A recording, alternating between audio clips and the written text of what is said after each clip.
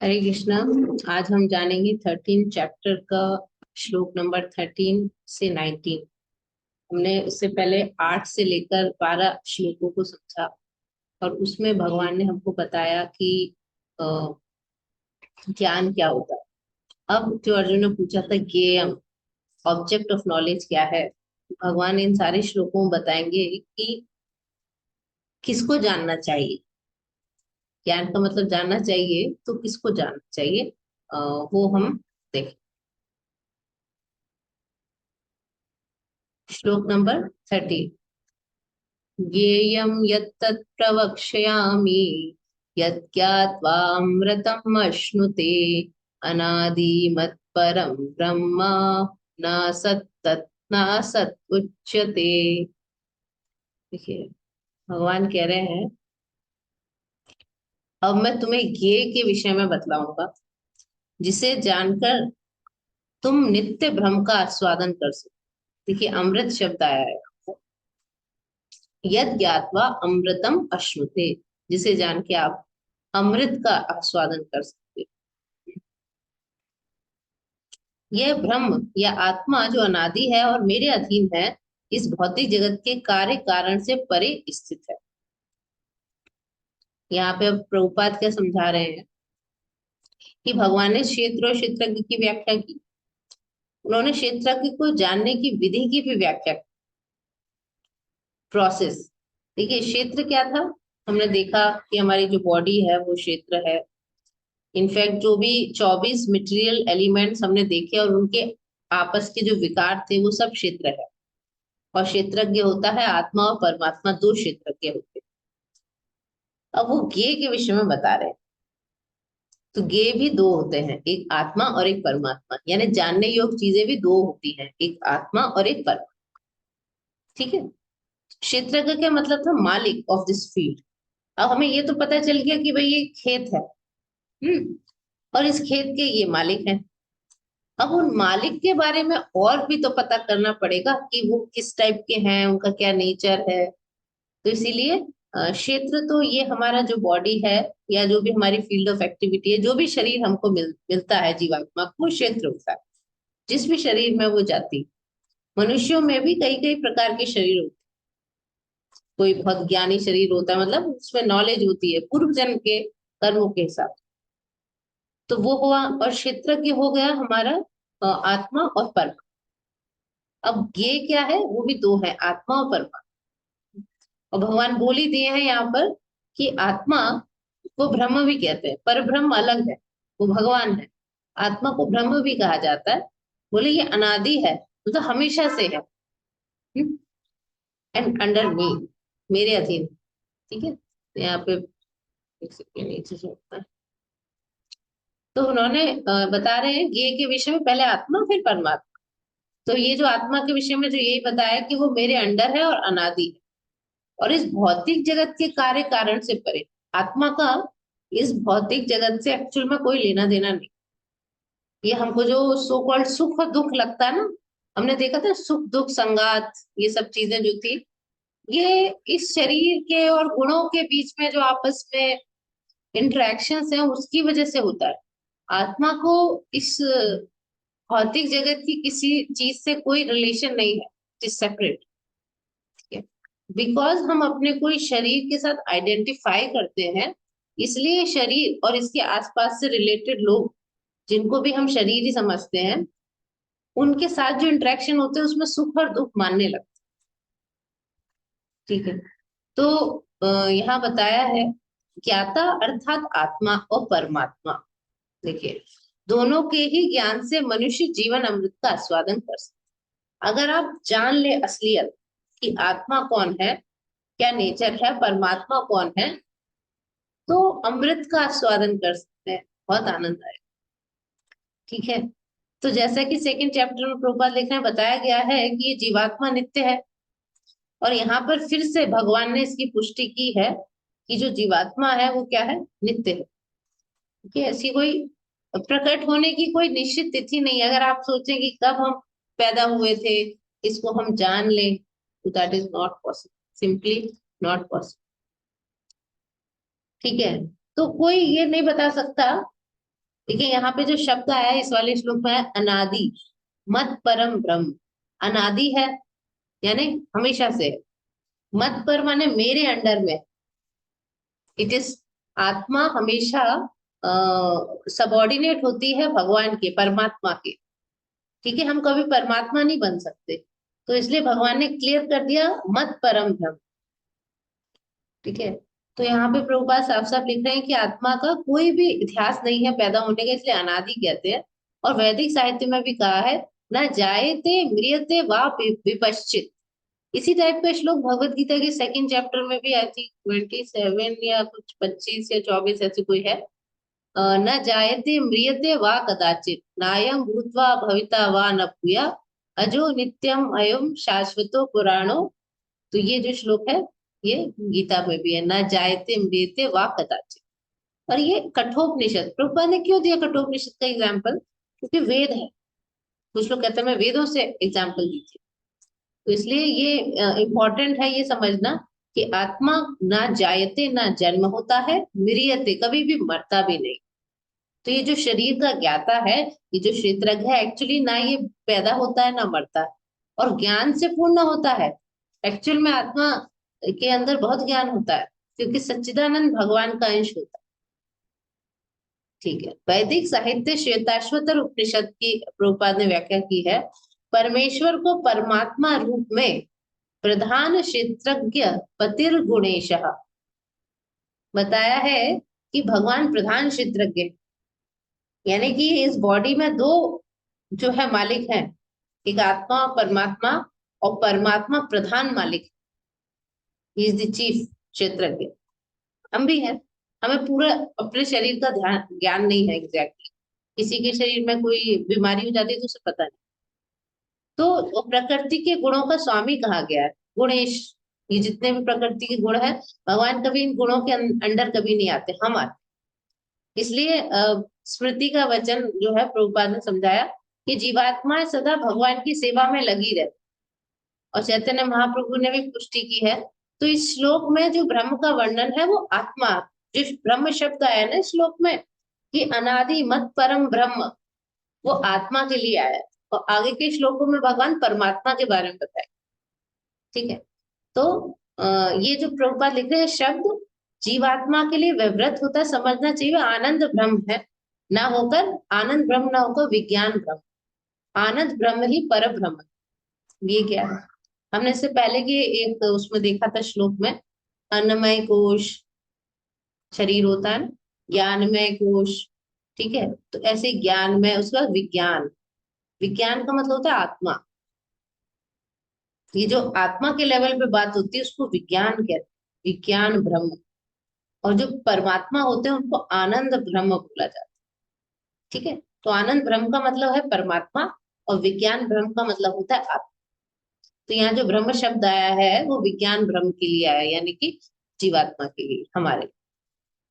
अब जो श्लोक है ये परमात्मा के लिए यूज हुआ। नेक्स्ट 40, सर्वता पाणिपादं तत्सर्वतो वक्षिशुरो मुखम सर्वता श्रुति मल्लोके सर्वतमा सर्वमावृत्य तिष्ठति। सर्वता पाणी, पाणी माने हाथ, पादम माने पैर। सर्वता पाणी पादम, जैसे सारंग पाणी बोलते हैं ना, भगवान राम ने सारंग नाम का धनुष ले रखा है, सारंग पाणी।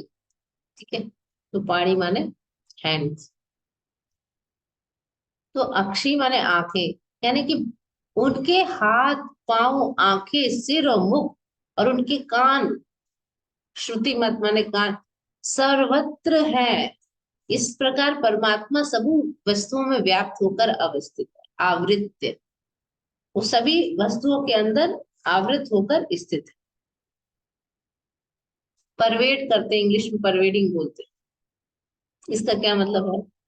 प्रभुपाद एक एग्जाम्पल देते हैं कि पहले कह रहे हैं कि सूर्य जो खड़ा है उसकी अनंत अनंत उसकी रोशनी निकल रही है, जो सनलाइट है, कितनी ज्यादा उसकी सनलाइट है, अनलिमिटेड रेज।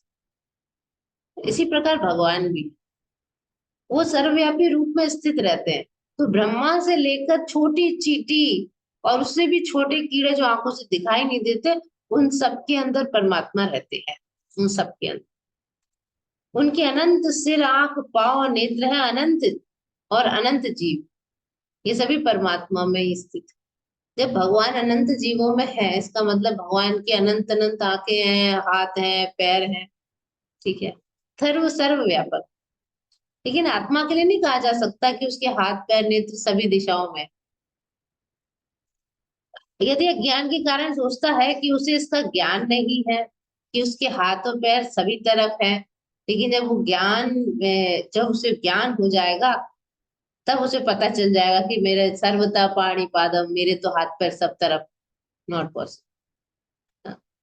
तो प्रकृति के द्वारा आप बद्ध हुए, इसका मतलब आप परम हो ही नहीं, क्योंकि परमात्मा जो है कभी प्रकृति के द्वारा कंट्रोल में नहीं आते।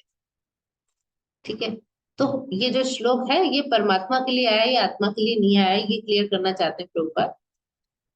और प्रभुपाद कह रहे हैं कि परमात्मा अपना हाथ दूर फैला सकते हैं। आप यहाँ भोग लगा रहे हैं, आप अपने घर में भोग लगाते हैं, भगवान इतनी दूर बैठे हुए वहां से एक्सेप्ट करते हैं, एंड ही एक्सेप्टेड। तो कैसे एक्सेप्ट करते हैं? सुनते हैं, आप भगवान से कुछ जो है प्रार्थना करते हैं, सुनते हैं। मुसलमान कहते हैं कोई रूप नहीं है, तो मूर्खता हो गई बोलना। आपका दुआ सुनता है? हाँ सुनता है, तो उसका मतलब कान है ना। तो भगवान के कान भी हैं, वो सुनते भी हैं, वो देखते भी हैं भगवान का, इसका मतलब एक पर्सनल है। भगवान कोई लाइट या कोई सिर्फ एनर्जी नहीं है। यही भगवान की सर्वशक्तिमत्ता है। देखिए, हम भगवान एनर्जी नहीं है, भगवान एनर्जेटिक है, शक्तिमान है, वो सारी शक्तियां हैं, हम सब शक्तियां हैं भगवान। तो भगवान ये ले लेते हैं, इसलिए ब्रह्म संहिता में कहा है गोलोक एव निवसति अखिलात्मा भूत, यानी भगवान गोलोक में रहते हैं। गोलोक एव निवसति, गोलोक में ही रहते हैं, निवसति। अखिलात्मा भूता, देखिए सारे भूत माने जीवात्माओं के हृदय में भी रहते हैं। ठीक है, तो आत्मा ऐसे घोषित नहीं करता, इसलिए श्लोक में जो शब्द आया है, वो ये जो वर्णन है वो जीवात्मा का नहीं है, परमात्मा का वर्णन। अगला श्लोक 15, सर्वेन्द्रिय गुणाभासम सर्वेन्द्रिय विवर्जितम असक्तम सर्वभृच्चैव निर्गुणम गुण भोक्तृ च। यहाँ पे भी परमात्मा का वर्णन आया है। अब हम जान रहे हैं, इसी को कहते हैं ज्ञेयम, कि जानने योग्य है, तुम जान रहे हैं भगवान के बारे में। क्या जान रहे हैं? सबसे पहले, इससे पहले वाले श्लोक में हमने जो 13 श्लोक में जाना आत्मा के बारे में कि आत्मा अनादि। फिर हमने 14 श्लोक में जाना कि सर्वतः पाड़ी पादम, भगवान के हाथ पैर आंख कान सब तरफ है, कण कण में। इसमें क्या बताया है? सर्वेंद्रिय गुण आभासम, भगवान समस्त इंद्रियों के मूल स्रोत, फिर भी वो इंद्रियों से रहित है। सर्वेंद्रिय विवर्जितम, सर्वेंद्रिय गुणाभासम माने सारी इंद्रियों के और गुणों के स्रोत हैं, लेकिन वो सारी इंद्रियों से रहित है। सर्वेंद्रिय विवर्जित, असक्तम सर्ववृच्चैव, वो अनासक्त है, फिर भी वो क्या कर रहे हैं? सर्वभृच्चैव निर्गुणम गुण भोक्तृ च, वो क्या करे? समस्त जीवों के पालन करता है, समस्त जीवों का पालन कर रहे हैं, सर्वभृत सबके पालन करता है। फिर भी वो प्रकृति के गुणों से परे है, और वे भौतिक प्रकृति के गुणों के स्वामी हैं। गुण भोक्त मान है गुणों के स्वामी।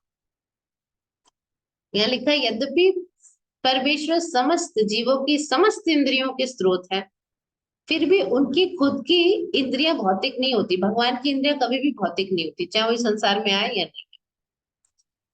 रूपा समझा रहे हैं कि एक्चुअल में हम जीवात्माओं की भी ना, देखिए आत्मा है ना, उसकी भी इंद्रियां होती हैं।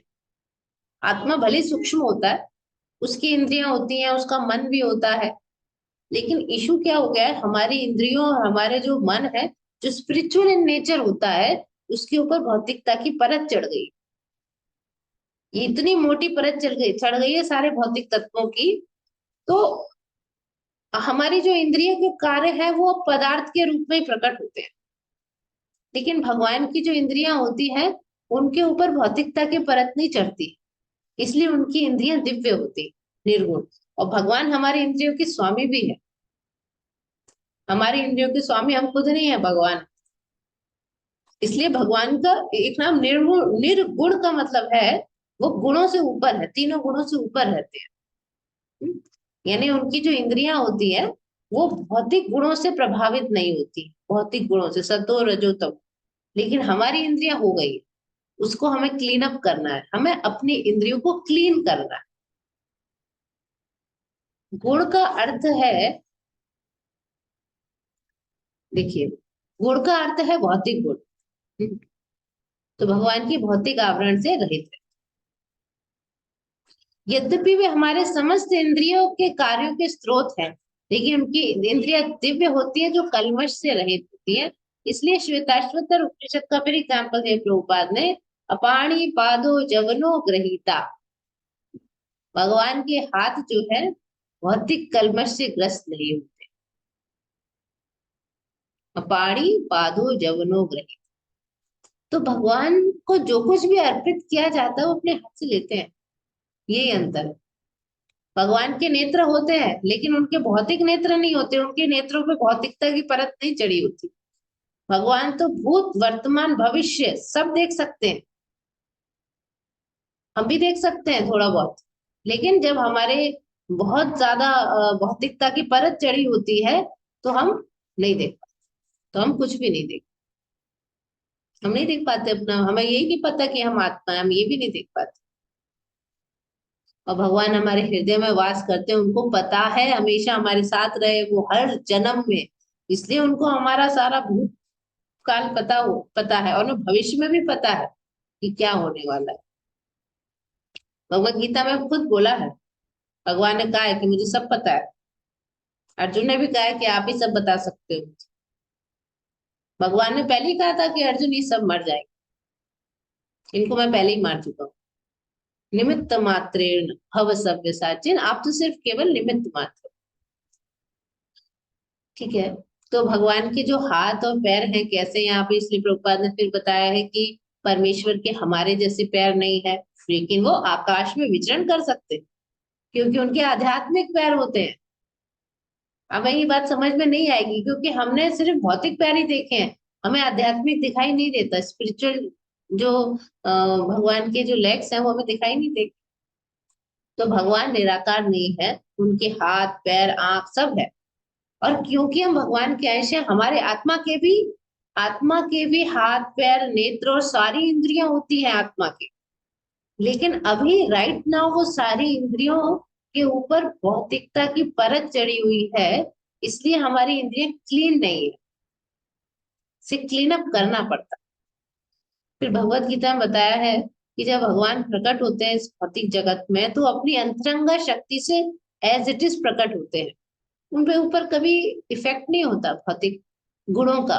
हमारे ऊपर हमेशा तीन गुणों का प्रभाव रहता है, because he is the master of this material nature.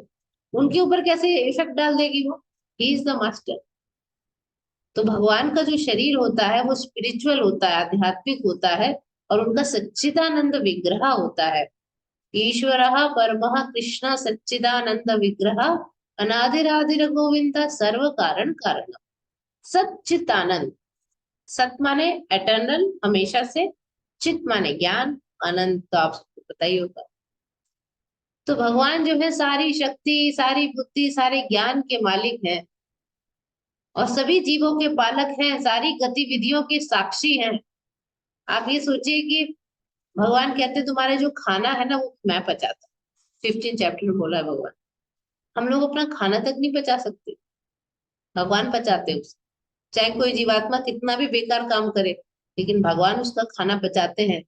चाहे चोरी डकैती करे लेकिन खाना उसका पचता है, भगवान अपना ड्यूटी करते हैं, वो एनर्जी देते हैं खाना पचाने। ठीक है। लिखा है कि यद्यपि हमें उनके हाथ पैर सिर मुख दिखते नहीं है लेकिन वे होते हैं। जब हम खुद दिव्य पद पे उठ जाएंगे और हमारा जो भौतिक कल्मश से क्लीन हो जाएंगे हम, तब हम भगवान के स्वरूप को इन आंखों से देख पाएंगे। अभी हमारी भौतिक आंखें हैं, दिखता नहीं है, तब हम भगवान के दर्शन कर पाएंगे। ठीक है। 16वां श्लोक। बहिरन्तश्च भूतानाम् अचरं चरमेव च सूक्ष्म सूक्ष्मत्वात् तत् अविज्ञेयं दूरस्थं च अन्तिके च तत्। यहाँ बताया बहि अंत च भूतानाम, बाहर और अंदर, अचरम और चरम। अचर माने जो चल नहीं सकता, जड़ है। चर माने जो चल सकते, हम लोग जैसे चल सकते। च सूक्ष्मत्वात्, सूक्ष्म होने के कारण, अविज्ञेयम, जिसको जाना ना जा सके, दूर स्थित, च अंतिके, पास भी है। देखिए इसका मीनिंग देखते हैं, वर्ड मीनिंग देख लिया हमने। परम सत्य, जड़ तथा जंगम यानी चर और अचर, समस्त जीवों के बाहर और भीतर दोनों जगह स्थित है परम सत्य। बाहर भी है और अंदर हृदय में भी। इतने सूक्ष्म होने के कारण इन भौतिक इंद्रियों के द्वारा जानने और देखने से परे। आप इन भौतिक इंद्रियों से ना देख सकते ना जान सकते। यद्यपि वे अत्यंत दूर है लेकिन हम सबों के निकट है। यहाँ पे भी परमात्मा के बारे में बताया गया। तो यहाँ बता रहे हैं कि वैदिक साहित्य से हम जानते हैं कि परम पुरुष नारायण प्रत्येक जीव के कहाँ है, बाहर भी है और भीतर भी है। ठीक है, यानी कि भगवान ने क्या किया, एक बार भगवान राम जो है, भगवान राम को देखने, काक भुशुंडी एक उनके भक्त हैं जो कौवे के रूप में रहते हैं। तो वो भगवान राम को देखने के लिए आए। तो भगवान राम छोटे से थे और वो अपनी माँ से कह रहे हैं मुझे तो चंदा मामा चाहिए, खूब रो रहे हैं। तो उनकी माँ ने एक प्लेट रखी, उसमें दिखाया चांद को। फिर हंस रहे हैं, ताली बजा बजा। काकभूषुंडी को भगवान की माया देख के डाउट हो गया, क्या ये सच में भगवान है। भगवान की माया इतनी स्ट्रांग है कि उन्होंने कई रामायण देखी हुई थी, कई कल्पों की रामायण, उसके बावजूद उनको डाउट हो गया। इतनी स्ट्रांग है भगवान की माया। तो वो हंसने लगे। उन्होंने एक सांस ली तो वो जो कौवा था यानी जो काकभूषुंडी थे, वो उनके मुंह के अंदर चले गए। मुंह के अंदर गए, देखते वहां तो पूरा ब्रह्मांड है, सारे लोग हैं। बहुत घूमते घूमते थक गए, फिर वो भगवान हंसे वापस आ गए बाहर। कहते हैं प्रभु आपकी क्या माया है। तो हम भगवान के अंदर है, एक्चुअली भगवान के पेट के अंदर है हम लोग, देखा जाए तो। यानी भगवान जो है हमारे बाहर भी है और अंदर भी है, हृदय में भी है भगवान हमारे, हृदय में भी। और भगवान इस भौतिक जगत और आध्यात्मिक दोनों जगत में विद्यमान रहते हैं। तो कठोपनिषद में आसीनो दूरम व्रजति शयानो याति सर्वदा, दूर रहने पर भी वो हर तरफ रहते हैं। और भगवान हमेशा आनंद भोगते हैं निरंतर। तो हम ये समझ नहीं पाते कैसे भोग रहे हैं ना, क्योंकि हम इन भौतिक इंद्रियों से ना तो उन्हें देख सकते हैं, ना उन्हें समझ सकते हैं अपनी भौतिक बुद्धि से, ना भौतिक मन से। हमारी जो भौतिक मन और इंद्रियां हैं वो उन परम सत्य भगवान को समझने के लिए असमर्थ है। लेकिन जिसने भक्ति के द्वारा, भक्ति योग के द्वारा कृष्ण भावनामृत का अभ्यास करा और उसने अपनी मन और इंद्रियों को क्लीनिंग कर लिया, शुद्धि कर लिया, वो उनको निरंतर हमेशा देख सकता है। तो एक ब्रह्म संहिता में है, एक श्लोक है, प्रेमांजन छुरित भक्ति विलोचनेना संतः सदैव हृदयेषु विलोकयत्। प्रेमांजन छुरित यानी कि प्रेम का अंजन जिन्होंने अपनी आंखों में लगा लिया है। हाँ, संत है सदैव हृदयेषु विलोकयन्ति, विलोकयन्ति माने देख सकते हैं, हृदयेषु माने हृदय। तो हमेशा हृदय में देखते हैं जो भक्त होते हैं, कि जिनके हृदय में प्रेम उपज गया है भगवान के लिए, कंटिन्यूस उनको दर्शन होते हैं, क्योंकि उनकी इंद्रियां और उनके मन क्लीन हो गए होते। हमारी इंद्रिया मन क्लीन नहीं है, इसलिए हमें ठाकुर जी के दर्शन नहीं होते। जिस दिन हम उन्हें क्लीन कर लेंगे तो उन्हें दर्शन। इसलिए भगवत गीता में बताया गया है 11.54, भक्त माम अभी जानाति, केवल भक्ति के द्वारा ही उन्हें देखा तथा समझा जा सकता। भक्त्या तो अनन्या शक्या, और कोई नहीं देख सकता। अब उनके बारे में और बताया है परमात्मा कैसे है। अविभक्तम च भूतेषु विभक्तम एव च स्थितम भूतभृत च तत्ज्ञेयम् ग्रसिष्णु प्रभविष्णु च। भगवान जो है अविभक्त फिर विभक्त। देखिए भगवान में सब चीजें, लिखा है परमात्मा ऐसे विभक्त विभाजित प्रतीत होता है सब में, लेकिन विभाजित नहीं है, वे एक रूप में स्थित है। यद्यपि वह प्रत्येक जीव का पालन करता है और लेकिन ये समझना चाहिए वही सबके संहार करता है, वही सबको जन्म देते हैं। यानी कि जैसे कहते हैं ब्रह्मा विष्णु महेश, कि भाई एक तो जन्म दिया, उसके बाद पालन किया, फिर संहार किया। एक्चुअली वही भगवान ये तीनों काम करते हैं। अब इसका मतलब ये है, जैसे कोई कहे कि अच्छा, परमात्मा तो सबके हृदय में रह रहे हैं, तो उनका खुद का अस्तित्व तो खत्म ही हो गया होगा।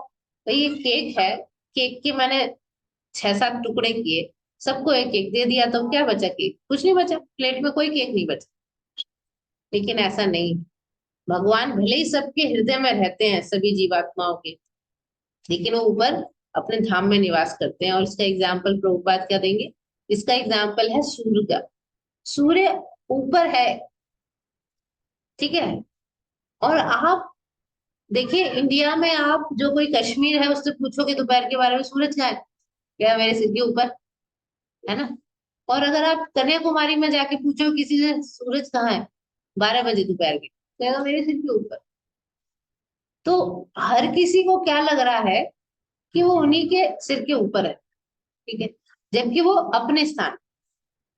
या आप ये कहिए कि मान लीजिए आप बहुत सारे बर्तन भर के रख दीजिए, कम से कम 2000 बर्तन, बहुत बड़े एरिया में, तो सन सबके अंदर रिफ्लेक्ट हो रहा है, हो रहा है।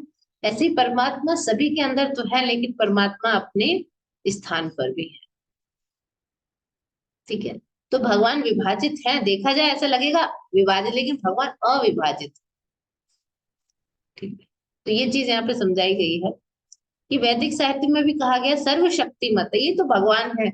हम तो ये सब काम नहीं कर सकते ना, कि हम एक जगह यहाँ पर भी हैं और किसी दूसरे के हृदय में भी बैठे हैं और हमें पता है कि वो क्या सोच रहा है।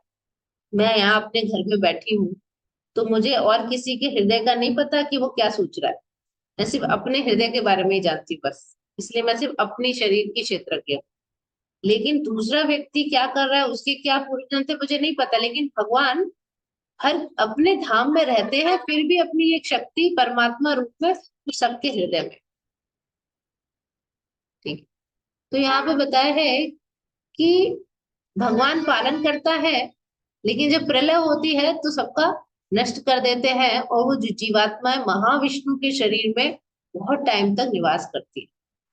लेकिन जब वापस, क्योंकि उनकी इच्छाएं खत्म नहीं होती, तो मुक्ति नहीं होती उनकी, वापस से जब ये संसार की रचना होती है, तो वो जीवात्मा वापस आती है और अपने पूर्व जन्म की इच्छाओं के अनुसार और कर्मों के अनुसार उनको एक शरीर मिलता है।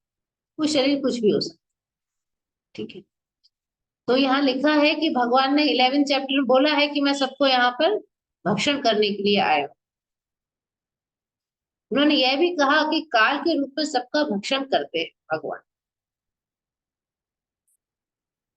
तो इसलिए प्रलय के टाइम पे वो सबको निगल जाते हैं, उसके बाद सबका जन्म भी देते हैं, फिर उनका पालन करते हैं। आपको खाने के लिए भगवान ने, आपके शरीर को मेंटेन रखने के लिए सारे न्यूट्रिएंट्स भगवान ने दिए, विटामिन, प्रोटीन, मिनरल, हर चीज भगवान ने जो है दी है। आप दाल खाइए, ये खाइए, कहाँ से आ रहे हैं उसके अंदर न्यूट्रिशन? आपकी बॉडी को ठीक रखने के लिए। आप बीमार पड़ गए तो औषधियां दी हैं, आप उन औषधियों को खा के आप तबीयत ठीक कर सकते हैं। आपके पालन के लिए सब चीजें हैं। गोल्ड वगैरह भी दिया है कि आप अच्छे से जेवर भी पहन सकते हैं, कपास दिया है, सिल्क दिया है कि आप कपड़े भी पहन सकते हैं अच्छे से, सब कुछ दिया आपके पालन। फिर भी आपके पेट में खाना पचाने के लिए भगवान कहते हैं मैं खाना भी मैं पचाता हूँ। 15 चैप्टर में हम पढ़ेंगे। तो यहाँ पे एक तैत्तिरीय उपनिषद का एग्जाम्पल दिया है कि आ, यही चीज समझाई है तैत्तिरीय उपनिषद, ठीक है। 18th श्लोक, ज्योतिषामपि तज्ज्योतिस्तमस् परम उच्यते ज्ञानम ज्ञेयम ज्ञानगम्यम इति सर्वस्य विष्ठितम्।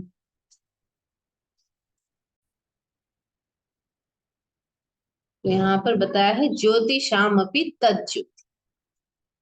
ज्योतिषाम माने जितनी भी चमकती हुई चीजें हैं जिनमें प्रकाश होता है, उसमें प्रकाश का जो स्रोत है वो वही परमात्मा भगवान। ल्यूमिनस ऑब्जेक्ट होते हैं ना, जैसे सन मून, ये सब ल्यूमिनस ऑब्जेक्ट, उनमें ज्योति भगवान देते।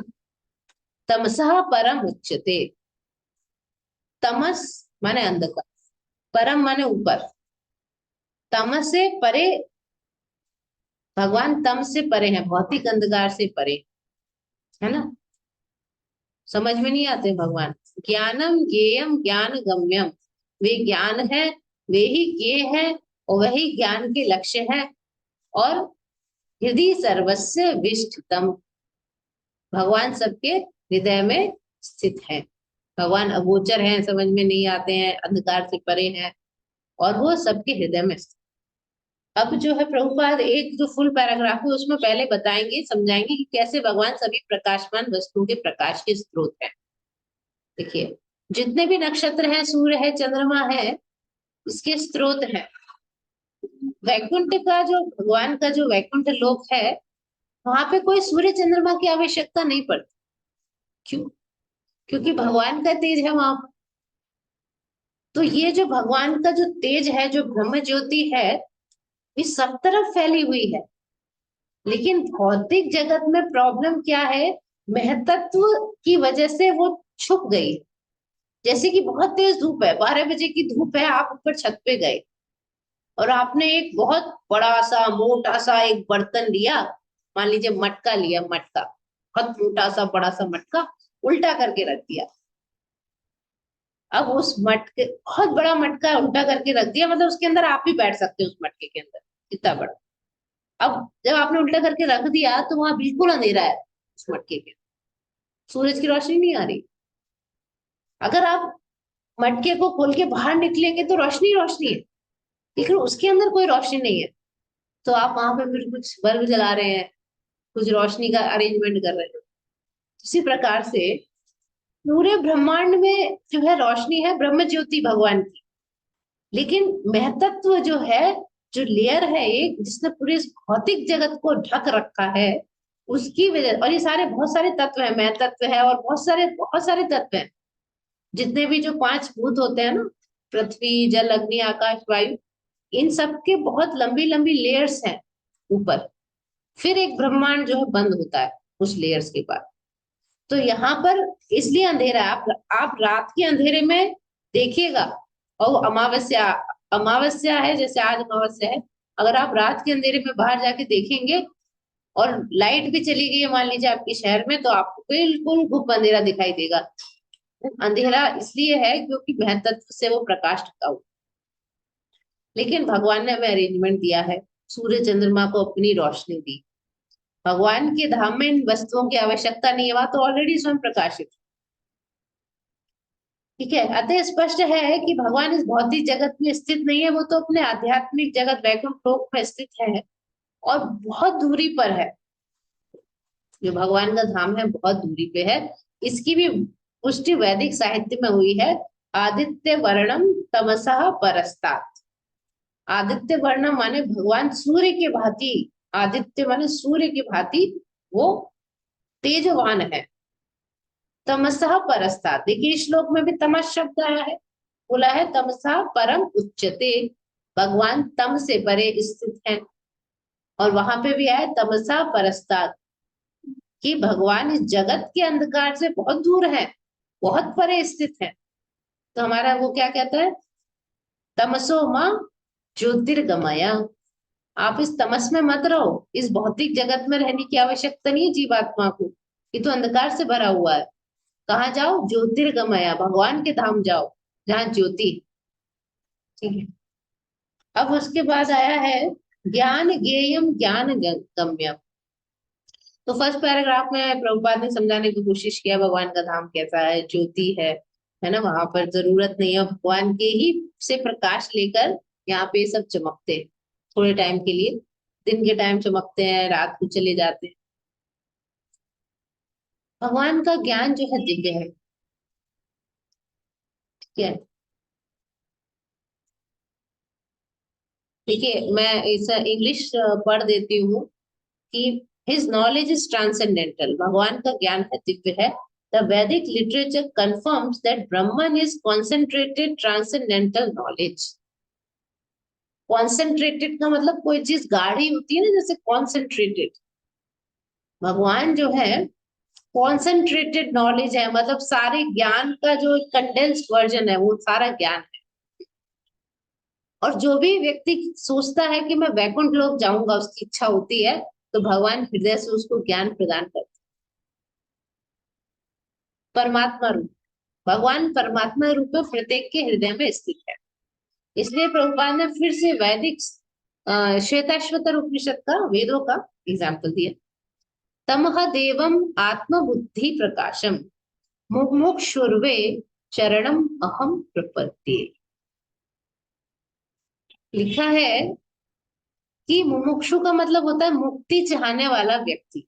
मुमुक्षु मुक्ति चाहता है, उसको क्या करना चाहिए? शरणम अहम प्रपद्ये, भगवान की शरण में जाना चाहिए। भगवान आत्मबुद्धि का प्रकाश देते हैं, भगवान की शरण में जाए। जहां तक चरम ज्ञान के लक्ष्य, ज्ञान का लक्ष्य क्या है ना, तो वैदिक के साहित्य में कहा है तमेम विदित्वाति मृत्युम मेति। विदित्वा माने जान ले, तम एव केवल उनको जान लेने से जन्म मृत्यु से परे हो जाते हैं आप। उन भगवान को जान लेना आसान नहीं है। भगवान ने ये वाली बात गीता में बोली है, जन्म कर्म च मे दिव्यम एवं यो वेत्ति तत्वतः त्यक्त्वा देहम पुनर्जन्म नैति मामेति सुअर्जुन। जो मेरे जन्म और कर्म को जानता है तत्व से, वो अपना शरीर छोड़ के वापस जन्म नहीं लेता। ठीक है, तो इसलिए उनको जान लेने के बाद ही जन्म और मृत्यु को आप लांग सकते। अब चौथी चीज इसमें बताई है, हृदय सर्वस्य विष्ठितम, भगवान सबके हृदय में बैठे हैं। देखिए, परमेश्वर के हाथ पे भगवान, प्रभुपाद लिख रहे हैं, सब तरफ फैले हैं, लेकिन जीवात्मा के बारे में तो नहीं कहा जा सकता। इसलिए ये फिर से बताया उन्होंने कि दो वो है, ज्ञाता है, एक जीवात्मा और परमात्मा, दो क्षेत्र के। फिर श्वेताश्वतर में इसकी पुष्टि कैसे हुई है? सर्वस्य प्रभु मीशानम सर्वस्य शरणम बृहत्। वह परमेश्वर और परमात्मा समस्त जीवों के स्वामी है। इसलिए परमात्मा, देखिए भगवान ने पहले कहा सर्वस्य चाहम हृदय सन्निविष्टो मत्ता स्मृति ज्ञानम अपोहनम च, मैं सबके हृदय में परमात्मा रूप से बैठा है। तो इसलिए इस बात से मना नहीं किया जा सकता कि परमात्मा और जीवात्मा हमेशा अलग रहते हैं, भिन्न है, कभी भी एक नहीं हो सकते। आप कितनी भी तपस्या कर लें, जीवात्मा कभी भी परमात्मा नहीं बन सकती, क्योंकि भगवान की जो गुण दे रखे हैं हमारे तो नहीं। ठीक है, तो यहाँ तक जो है भगवान ने ये सब बातें बता दी। तो अब भगवान कहेंगे इति क्षेत्रम तथा ज्ञानम ज्ञेयं चोक्तम समासतः मद्भक्तम एतत् विज्ञाय मद भक्त मद भक्त एतत् विज्ञाय मद भावाय उपपद्यते। यानी कि भगवान कहते हैं मैंने तुम्हें कर्म क्षेत्र यानी शरीर के बारे में बता दिया, ज्ञान 8 से 12 तक भगवान ने ज्ञान बताया। फिर गे माने नोएबल, वो है आत्मा परमात्मा को नोएबल बोलते हैं, और वो भी बताया भगवान ने अभी 13 से लेकर 18 नंबर के श्लोक। 13वें में आत्मा के बारे में बताया, और फिर 14, 15, 16, 17, 18 में भगवान ने परमात्मा के बारे में बताया। भगवान एक साफ साफ कह रहे हैं केवल मेरे भक्त इन चीजों को अच्छे से समझ सकते हैं, और वो समझने से क्या होता है? मेरे स्वभाव को प्राप्त। तो भगवान यहाँ पे तात्पर्य में प्रभुपाद लिख रहे हैं कि भगवान ने शरीर, ज्ञान और ज्ञेय का संक्षेप में वर्णन किया। ये ज्ञान 3 वस्तुओं का है, ज्ञाता, ज्ञेय और जानने की विधि, प्रोसेस ऑफ नोइंग। ये तीनों मिलकर विज्ञान कहलाता, इसी को विज्ञान कहते। ठीक है, ज्ञाता कौन है और जानने योग्य कौन है, और उसको जानने का प्रोसेस क्या है। जानने का जो प्रोसेस था 8 से लेकर 12 तक भगवान ने जो नॉलेज है वो बताई थी कि ज्ञान की विधि क्या है। ज्ञान की विधि बताई थी कि गुरु के पास जाना चाहिए, भक्ति करनी चाहिए, ये चीजें हमने देखी थी ना 8 से लेके 12वां श्लोक तक, ये जो इससे पहले वीडियो बनाया था। तो भगवान के अनन्य भक्तों द्वारा ही भगवान के इस ज्ञान को समझा जा सकता है, अन्य लोग इसे समझने में असमर्थ है, कैनॉट अंडरस्टैंड। अद्वैतवादी का क्या कहते हैं? वो कहते हैं कि जो जीवात्मा है ज्ञाता है और परमात्मा है, और जो ये प्रोसेस है ये तीनों एक हो जाते हैं, यानी जीवात्मा परमात्मा में मिलके एक हो जाता है, वो भी परमात्मा बन जाता है। लेकिन भक्त नहीं मानते, ठीक है। वो कहते हैं कि हमें भक्ति करनी है। देखिए, हम भौतिक चेतना द्वारा संचालित होते हैं, लेकिन जैसे ही हम अपनी कॉन्शियसनेस कृष्ण के कार्यों में लगा देते हैं, तब हमें रियलाइजेशन होता है कि कृष्ण ही सब कुछ है, और वो हमें वास्तविक ज्ञान प्राप्त कर सकते। अगर हमें ये समझ में आ गया कि कृष्ण ही सब कुछ है, that means we have got the real knowledge. भगवान ने कहा है ना यहाँ पर कि जो मुझे इस तरह से मद भक्त एतत् विज्ञाय, मेरे भक्त, अपने आप को कह रहे हैं ना कृष्ण, मेरे भक्त ये जानते हैं, और वो मेरे स्वभाव को प्राप्त होते हैं। तो जब हम जान जाएंगे भगवान के बारे में, तो हम उनके स्वभाव को प्राप्त होंगे। तो जो ज्ञान योग है वो तो भक्ति को पूर्णतः समझने के लिए प्रारंभिक क्या है, स्टेज है। अब प्रभुपाद समझा रहे हैं कि 6th और 7th चैप्टर, ओ सॉरी 6th और 7th श्लोक नंबर है महाभूतानी से लेके चेतना धृति, इसमें 24 तत्व, ठीक है, जीवन के लक्षण और उनके आपस के जो विकार होते हैं उनका विश्लेषण हुआ है। वो ये सबको क्षेत्र माना जाता है, जो 24 तत्व हैं जिनसे ये सब बना है, ये पूरा मटेरियल नेचर बना हुआ है, इनके बारे में डिटेल में बताया है, और उनके आपस में जो इंटरेक्शन, तो ये सब को बोलते कार्यशील। फिर 8 से 12 तक अमानित्वम मदमित्वम से लेके तत्व ज्ञानार्थ दर्शनम तक बताया है कि कैसे इनको जाने, द प्रोसेस ऑफ नोइंग आत्मा एंड परमात्मा। आत्मा ज्ञान और परमात्मा ज्ञान के लिए ये प्रोसेस है, दिस इज द प्रोसेस, और ये ज्ञान है। इस प्रोसेस को भगवान ने कहा ना, इसको मैं ज्ञान घोषित करता हूँ, बाकी सब अज्ञान। तो this is the process of knowing आत्मा एंड परमात्मा। फिर 13 से लेकिन 18 तक अनादि मत परम से लेकर हृदय सर्वस्व विष्टितम तक भगवान ने ज्ञेय का वर्णन किया है, यानी जीवात्मा और परमात्मा का वर्णन हुआ। इस प्रकार 3 बातों का वर्णन हुआ है, इस शरीर का, कार्य क्षेत्र का, मतलब 6 and 7 श्लोक में, फिर इसको जानने की विधि का 8 से लेकर 12, फिर ज्ञेय यानी आत्मा और परमात्मा। और इस लास्ट श्लोक में मतलब 19 श्लोक में बता रहे हैं कि विशेष उल्लेख ये है इम्पोर्टेंट कि भगवान की अनन्य भक्ति ही इन तीनों चीजों को ठीक से समझ सकते हैं। अनन्य भक्ति, तो ऐसे भक्तों के लिए भगवत गीता अत्यंत लाभप्रद है। वे ही परम लक्ष्य श्री कृष्ण के स्वभाव को प्राप्त कर सकते हैं। ठीक है, तो यहाँ पर हमने यहाँ तक पढ़ा है, आगे हम 20 से लेकर 27 तक के श्लोक नेक्स्ट वीडियो में देखेंगे। हरे कृष्ण।